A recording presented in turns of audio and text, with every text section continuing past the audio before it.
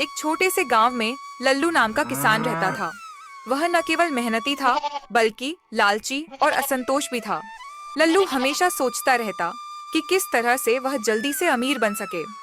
एक दिन वह अपने छोटे से कमरे में बैठा गहरी सोच में डूबा हुआ था। दिन रात खेतों में मेहनत करता हूँ और बदले में बस ये कुछ रुपए। इतने में मेरा घर कैसे चलेगा? अगर ऐसा ही चलता रहा तो मैं कभी भी अमीर नहीं बन पाऊंगा।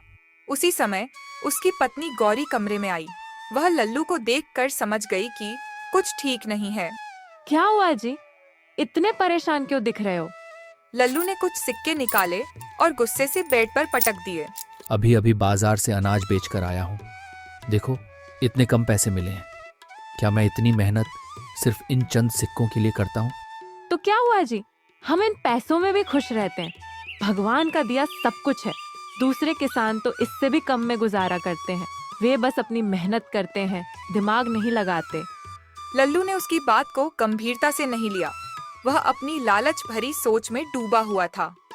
पर मैं अलग हूँ। मैं सिर्फ मेहनत नहीं करूँगा, मैं अपने दिमाग से भी काम करूँगा और बहुत पैसे कमाऊँगा। देख लेना, एक दिन मैं अमीर बनकर दिखाऊंगा। लेकिन ज्यादा लालच करना अच्छी बात नहीं है। लालच से इंसान को कभी खुशी नहीं मिलती।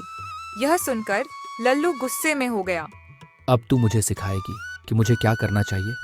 जाकर खाना बना और मुझे मेरे हाल पर छोड़ दे। गौरी ने ठंडी सांस ली और चुपचाप रसोई की ओर चली गई। लल्लू का मन अब अपने लालच की योजना बनाने में और गहरा डूब गया था। उसने सोचा कि वह मेहनत से नहीं बल्कि अपनी चालाकी से अपनी किस्मत बदलेगा।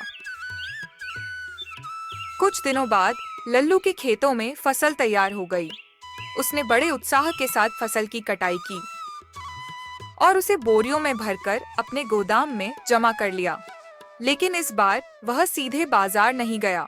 उसकी लालची सोच ने एक योजना बनाई थी। जब तक बाजार में बाकी किसानों का अनाज खत्म नहीं हो जाता, मैं इंतजार करूंगा।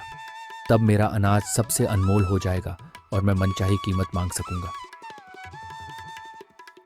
दिन बीतते गए और बाजार में अनाज की किल्लत बढ़ने लगी। लल्लू को अपनी योजना पर गर्व हो रहा था। अब सही समय आ गया है। जब मैं बाजार में जाऊंगा तो सब मेरे अनाज के लिए तरस रहे होंगे और इस बार किसान नहीं, मैं अमीर कहलाऊंगा।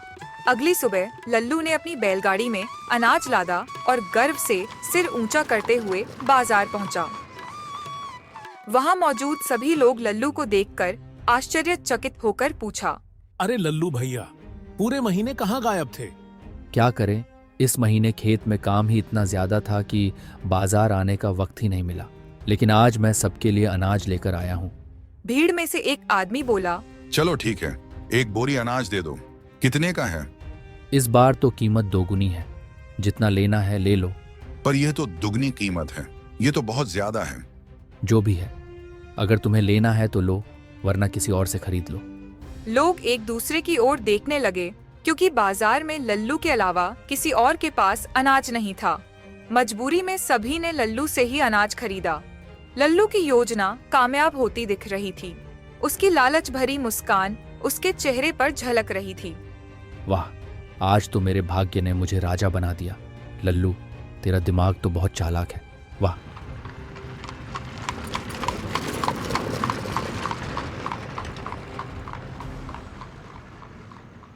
घर पहुंचते ही उसने सारे पैसे अपनी पत्नी गौरी के सामने रख दिए।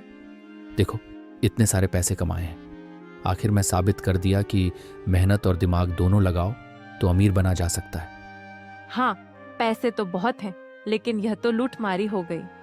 गरीब लोगों का क्या होगा? अगर आप इस तरह दुगने दाम पर अनाज बेचेंगे तो वे भूखे मर जाएंगे। थोड़ा उनके बारे में भी सोचिए। लल्लू को यह सुनकर गुस्सा आ गया। चुप कर, हमेशा उल्टा ही बोलती है। तुझसे मेरी तरक्की देखी नहीं जाती। ये सारे पैसे अंदर रख और मुझे मत समझाओ, समझी? गौरी चुपचाप अंदर चली गई, लेकिन उसकी आंखों में चिंता झलक रही थी। लल्लू के पड़ोस में एक बूढ़े बाबा रहते थे। बाबा अकेले ही खेतों में काम करते थे और बाजार जाकर खुद ही अपना अनाज बेचते थे। एक दिन लल्लू ने बाबा को उनके खेत में अकेले मेहनत करते देखा। नमस्ते बाबा, कैसे हैं आप? अरे लल्लू बेटा, मैं ठीक हूँ। अपना बताओ। आप इतना काम क्यों करते हैं बाबा? आपकी उम्र अब आराम करने की है। आराम करूँ तो खाऊं क्या बेटा? जीने के लिए कुछ तो करना ही पड़ेगा। भगवान ने हाथ पैर काम करने के लिए दिए हैं। बाबा, मैं आपकी मदद कर सकता हूँ। वो कैसे? अगली बार जब मैं बाजार जाऊंगा तो आपका अनाज भी बेच दूंगा। आप आराम कीजिए। बेटा, तू बहुत बड़ा दिल वाला है। अगर ऐसा करेगा तो मेरी बहुत मदद होगी। अगले दिन लल्लू ने बाबा का अनाज अपने साथ बाजार ले जाकर बेच दिया, लेकिन उसके मन में एक और योजना बन चुकी थी। बाबा बूढ़े हैं, खेती भी ठीक से नहीं कर पाते। अगर मैं उनका सारा अनाज खरीद लूं तो इसे बाजार में दुगने तिगुने दाम पर बेच सकता हूं। आखिर मुझे तो आमिर बनना है। बाजार से लौटने के बाद लल्लू सीधे बाबा के घर पहुंचा। बाबा, इस बार बाजार में आपका अनाज ठीक से नहीं बिका। लोग कह रहे थे कि यह अच्छा नहीं है, लेकिन चिंता मत कीजिए, मैं आपका अनाज खरीद लूंगा। हालांकि इसकी कीमत थोड़ी कम मिलेगी। बेटा, मुझे तो पता भी नहीं था कि अनाज की इतनी बुरी हालत है, पर तू मेरी मदद कर रहा है, यही बहुत है। मैं तुझे आधे दाम पर अनाज बेचने को तैयार हूं। लल्लू ने उनकी कमजोरी का फायदा उठाया और सारा अनाज खरीद लिया। अगले दिन वह बाजार गया और अनाज को तिगुनी कीमत पर बेचने लगा, लेकिन कुछ दूर खड़े रवि और राकेश यह सब देख रहे थे। अरे, लल्लू तो बड़ा खेला खेल रहा है। बूढ़े बाबा को धोखा देकर अनाज खरीद लिया और अब मुनाफा कमा रहा है। यह तो बहुत गलत बात है। रवि ने उसी दिन बाबा को जाकर सारी सच्चाई बता दी। बाबा को यह सुनकर बहुत दुख हुआ। अगली सुबह बाबा लल्लू के घर गए। लल्लू, तूने जो किया वह सही नहीं था। मैंने तुझे हमेशा नेक इंसान समझा था, पर तूने अपनी लालच में मुझे धोखा दिया। याद रख, चालाकी और बेईमानी से कमाया हुआ धन किसी के काम नहीं आता। एक दिन ये हराम के पैसे तुझे भी पछतावा दिलाएंगे। बाबा, आप बुजुर्ग हैं, घर जाइए। ये सब बातें आपके काम की नहीं।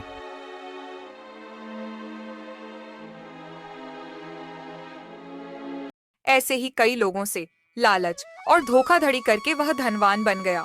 अब लल्लू का जीवन धीरे धीरे बर्बादी की ओर बढ़ने लगा। वर्षों बीत गए, लेकिन लल्लू को कोई संतान नहीं हुई। इस निराशा में उसकी पत्नी गौरी भी दिन पर दिन कमजोर पड़ती गई। एक दिन इस गम और अकेलेपन ने गौरी की जिंदगी छीन ली। लल्लू अब पूरी तरह से अकेला हो गया। काश मैंने सही रास्ता चुना होता। बाबा ने मुझे समझाया था, लेकिन मैंने लालच में आकर उनकी बात अनसुनी कर दी। अब मेरे पास सब कुछ होते हुए भी मैं बिल्कुल अकेला हूं। दोस्तों, कहानी कैसी लगी? कमेंट करके जरूर बताइएगा।